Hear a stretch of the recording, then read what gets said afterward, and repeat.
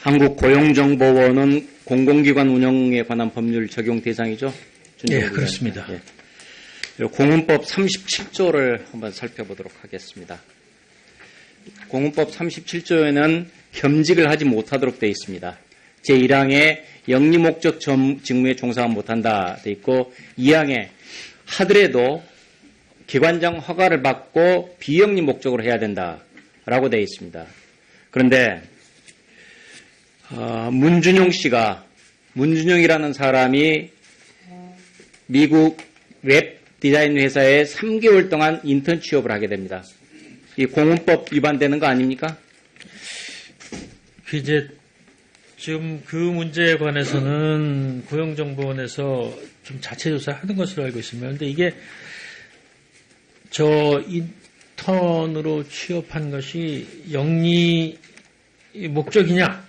회사가 지금 영리 목적의 회사인데 예, 공익 목적의 회사가 아니라 영리 목적의 회사에 취업했는데 당연히 영리 목적이죠.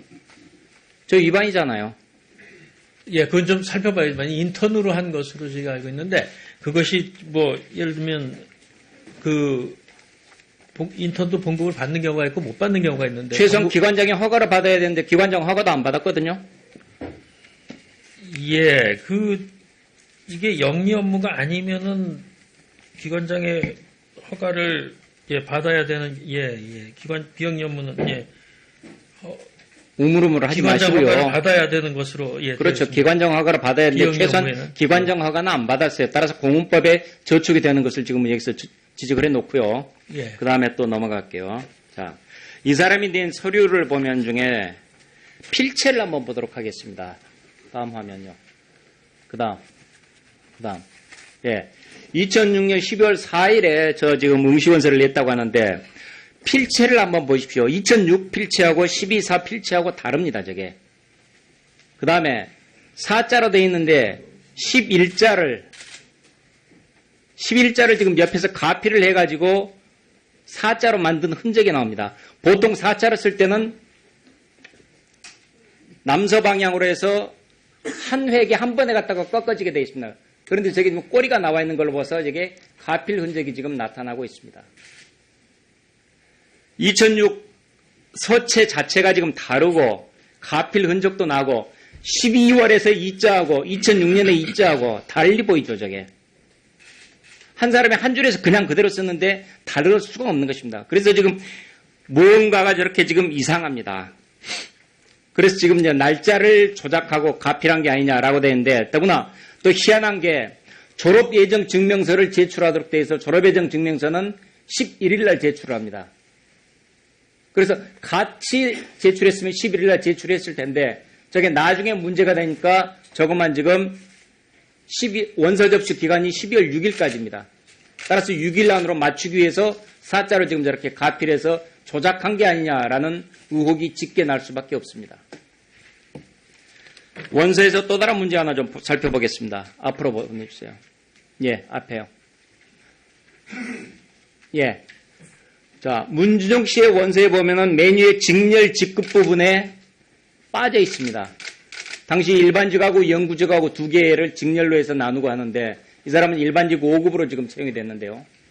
내가 어디에 해야겠다는 직렬 직급이 완전히 비어 있어요. 세상에 자기가 원서 쓰면서 저걸 비워 놓습니까? 이해가 됩니까? 이해가 잘 안 되죠? 그죠? 예. 총리님? 예, 이해가 잘 안 되죠? 그건 좀 제가 이해가 잘 안 되죠? 그 사안은 좀 상황을 봐야 될 저런 경우가 그러니까요. 있는지. 근데 부총님 같으면 원서 쓸 때 저렇게 엔제된 저런 걸 빼고 썼습니까? 이해가 잘 안 됩니다. 그 다음에 또 하나 넘기겠습니다. 자, 아버지 문재인 후보 나이를 55로 했는데요. 당시 만 나이로 54였습니다.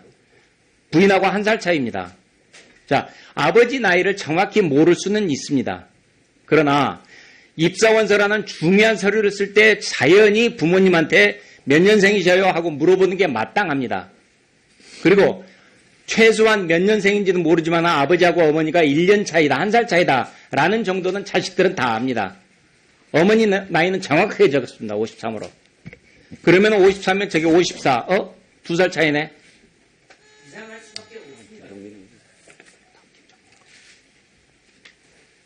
다음에 또 하나 서류 보겠습니다. 네, 요걸 놔둬요.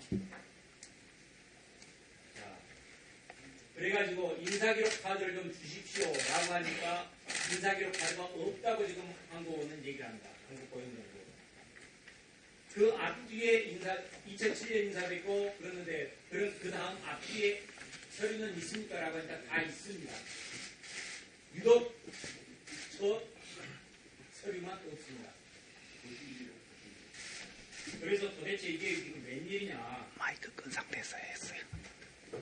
알 수가 없게 되는데 네. 자, 서류에서요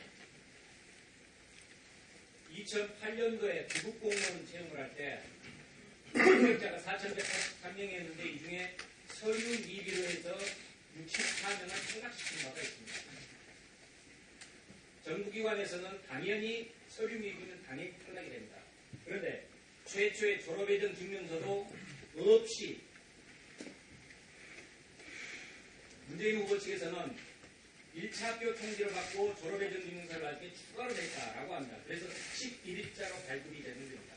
그런데 서류가 미비되어 있는데 그 사람을 서류전에 합격시켰다 이런 얘기입니다. 말이 됩니까 이게? 이해가 되지 않습니다. 어떻게 준정부기관에서 공공기관에서 이런 행태가 있을 수 있는지 도대체 이해를 할 수가 없는 행태입니다. 또한 대개 보면은 나는 이만큼 실력이 있습니다라고 자신의 실력을 입증하는 서류를 충분히 냅니다. 이 사람 자기 영어 실력 토플 좋다고 해서 CBT 250점이라고 기록을 했는데 그것을 입증하는 서류를 안 냈습니다. 말로만 내 CBT 250점입니다. 나 영어 잘합니다. 라고 지금 얘기하고 있는데 이 부분도 납득이 가지가 않습니다. 또한 나는 재학 중에 공모전에 수상을 했습니다. 3번 수상을 했습니다. 라고 나오는데 그 수상했던 것도 수상 상장조차도 사본이 없습니다. 이상하기 짝이 없습니다. 그래가지고 결국 이 사람은 37개월 근무를 하고 퇴직을 하게 되는데 퇴직금은 37개월을 고스란히 받았습니다. 나중에 퇴직금 규정들은 좀 고쳐야 될 겁니다. 예, 근무를 안 했는데도 마무리해 주시기 바랍니다. 마무리해 주시기 바랍니다. 근무를 안 했는데도 퇴직금을 받는 이런 규정은 분명히 고쳐야 되는데 최소한 인턴으로 취업한 3개월은 빼고 보장이 됐어야 된다라는 문제도 그랬습니다. 예, 보충 질의. 그리고 이런 것들에 대해서 문재인 후보 측에서는 2010년에 감사해서 문제는 끝났다라고 얘기하는데 2010년에는 문준용 씨에 대한 감사는 포함이 되지 않았습니다. 감사 대상이 아니었습니다. 이런 부분들에 대해서 공공기관, 준정부기관, 중기관으로서 점검해 볼 용의가 있으십니까? 예, 우선 이런 문제라면 그 기관 자체에서 하고 지금 실제로 하고 있는 것을 제가 보고를 받았습니다. 그 결과가 나와야 저희가 그냥 그 기관을 감독하는 입장에서 그 결과를 나와야 얘기를 할 수가 있다는 말씀을 드립니다. 하여튼 감독기관으로서 철저히 아시겠습니까? 예, 결과 나온 것에 대해서 저희가 문제가 있다면 그것을 철저히 감독을 하도록 하겠습니다.